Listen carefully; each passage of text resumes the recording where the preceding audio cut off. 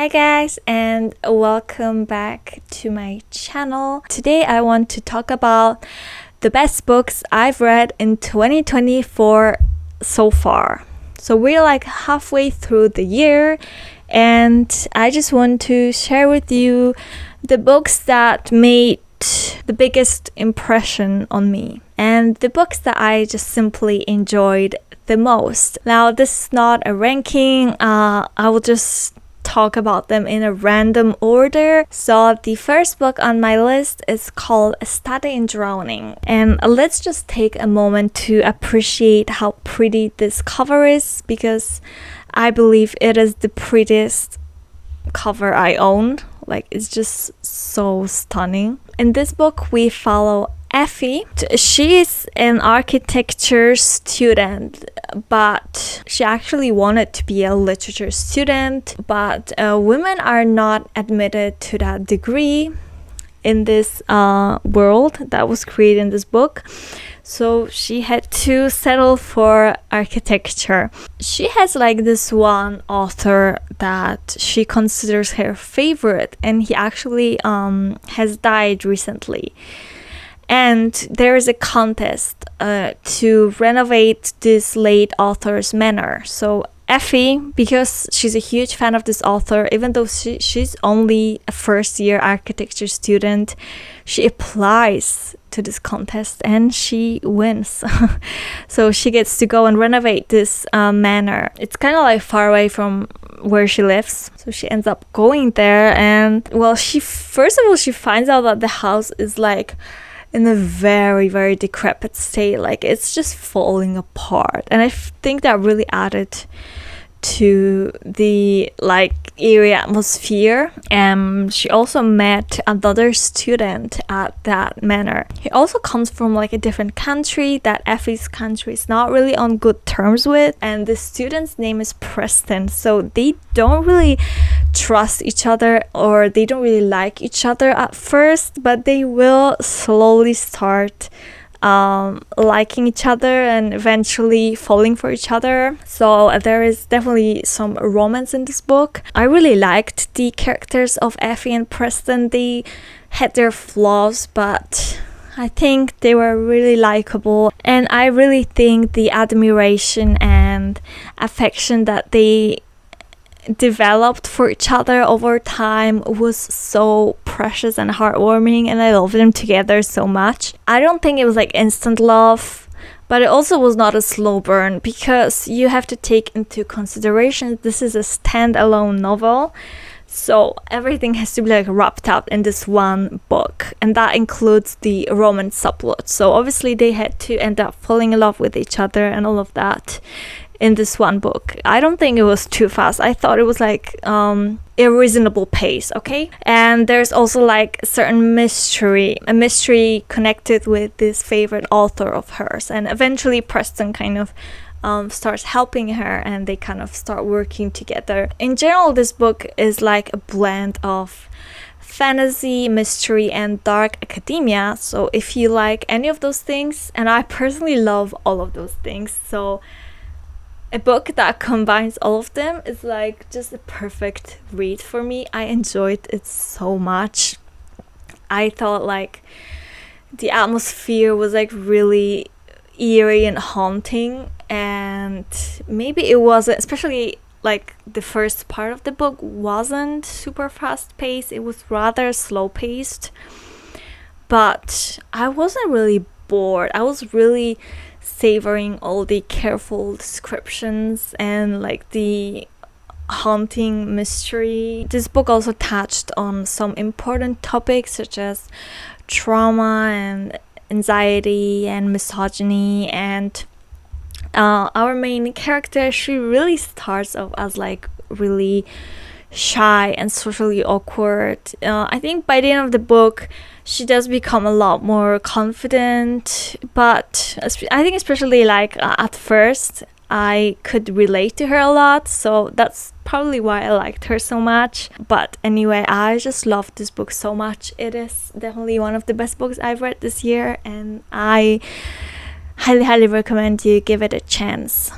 The next book on my list is a romance with magical realism in it, and it's called The 7-Year Slip by Ashley Poston. Basically, in this book, we follow Clementine, and her aunt recently passed away, and she left Clementine her apartment. Clementine, well, she starts living there, but one day she finds a stranger in her kitchen. So obviously she's really surprised, and later it turns out that he also lives in this apartment, just he lives 7 years in the past. So it is very interesting, but yeah, it was just such a beautiful and emotional read. It obviously talks about grief because our main character has lost her aunt. The love story itself, it was really raw and beautiful. I think Ashley Poston, I also read The Dead Romantics by her, and I also love that one.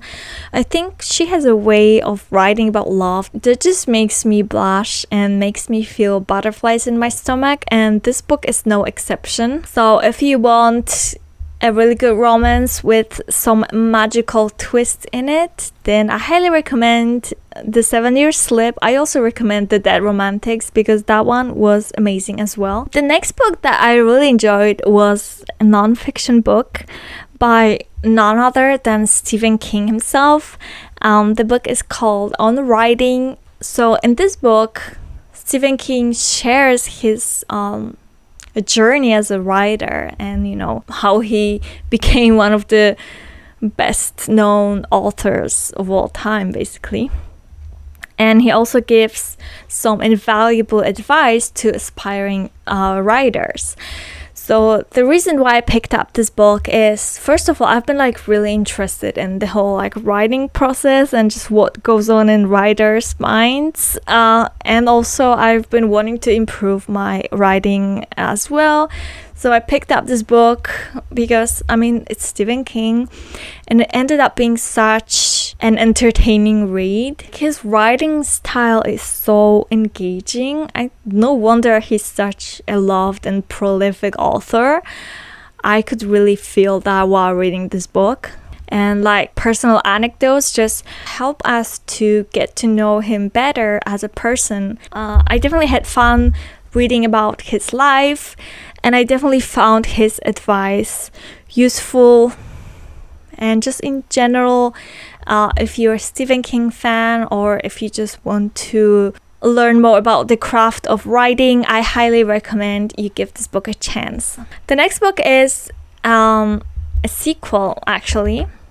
This one is called Ruthless Vows by Rebecca Ross. It is a sequel to Divine Rivals, which was my favorite book that I read last year.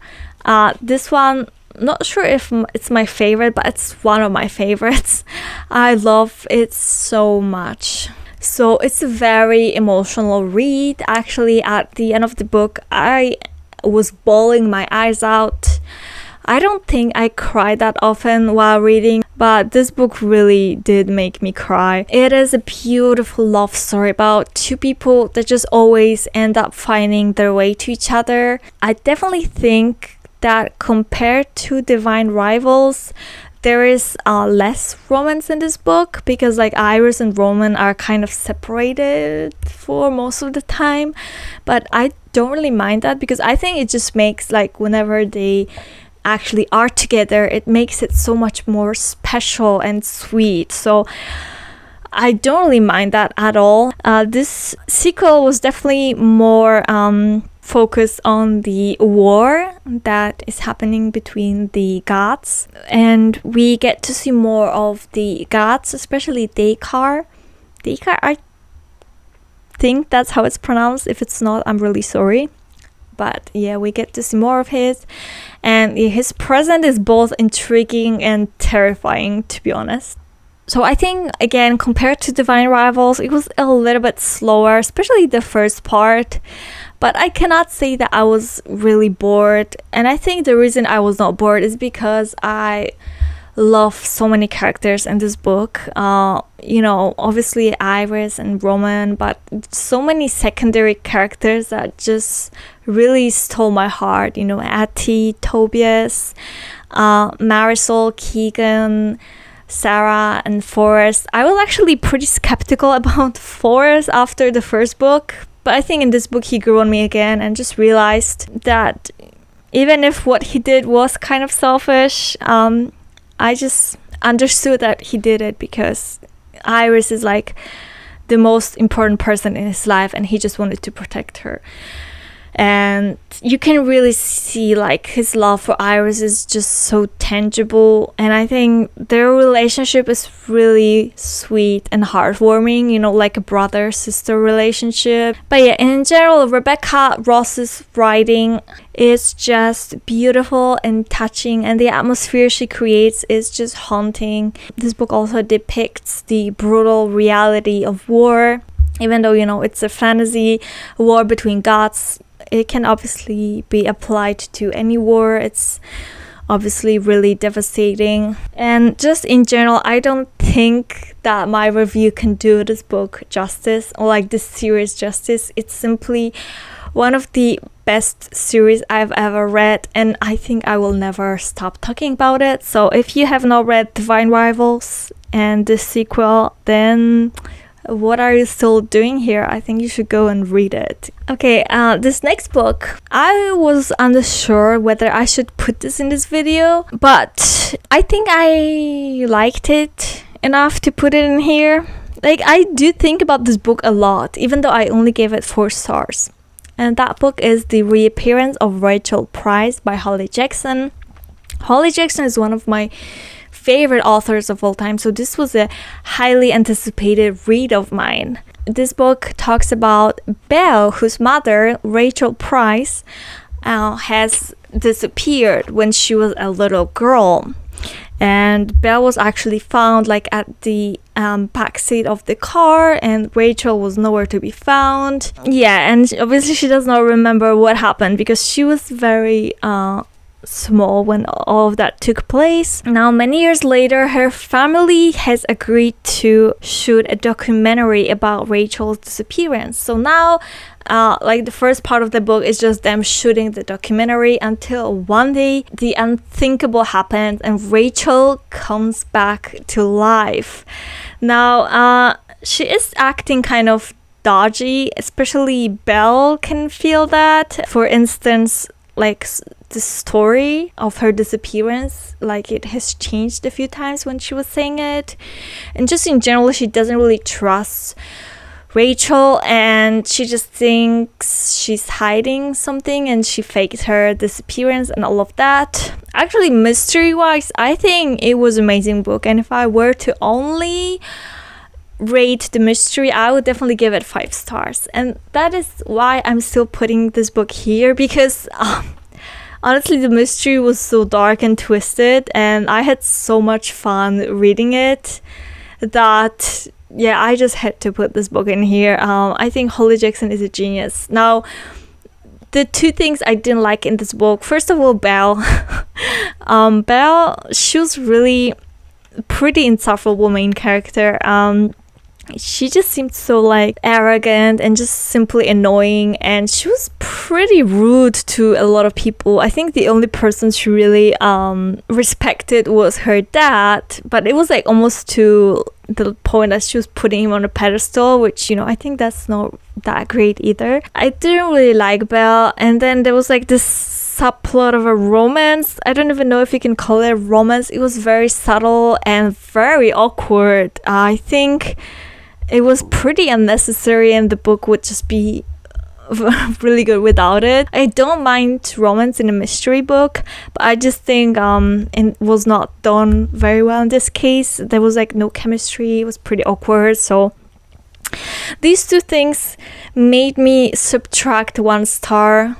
But if you just want like a crazy twisty mystery with like lots of family drama, then I think I can still highly recommend it, and maybe you will not find Belle as annoying as I did. I don't know. But yeah, it was pretty great read, and I still think about it quite a lot. Like, this is a really unforgettable book. Okay, and the last book on my list is another thriller mystery, and this one is called The Sun Down Motel. And in this book, there is a dual point of view. The first point of view is that of Vivian, and it takes place in 1982. And the other point of view is that of Carly, who is actually Viv's niece, and this point of view takes place in 2017. So basically the story is that Viv goes missing while she's working at the creepy Sun Down Motel,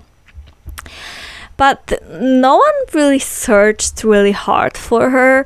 And then later her niece Carly is born, and even though she had never met her aunt, she still is kind of bothered by her disappearance and the fact that it was never solved. So she actually decides to go to the Sun Down Motel, to the town where it's located, and just try to solve this mystery by herself. So like I said, we follow the dual point of view. The first one is that of Vivian, as she's working at the Sun Down Motel, which by the way is really creepy. The atmosphere is so eerie in this book.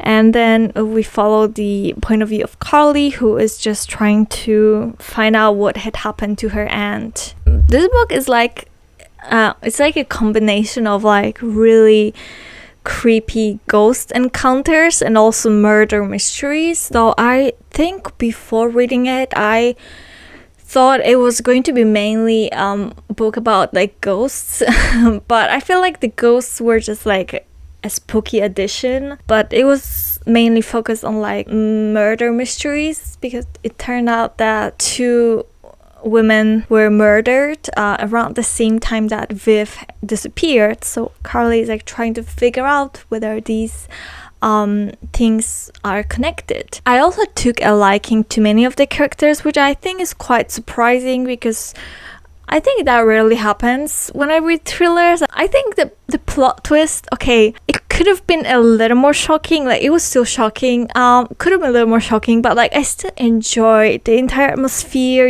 all the characters and the addition of ghosts. I thought it was just overall a really great mystery thriller. Okay, so these are actually all the books on my list, and let me know what are your favorite books that you read in this year so far. I can't wait to see your guys' recommendations. And obviously, as always, don't forget to like this video and subscribe to my channel. I would really, really appreciate it if you did. See you in another video. Bye.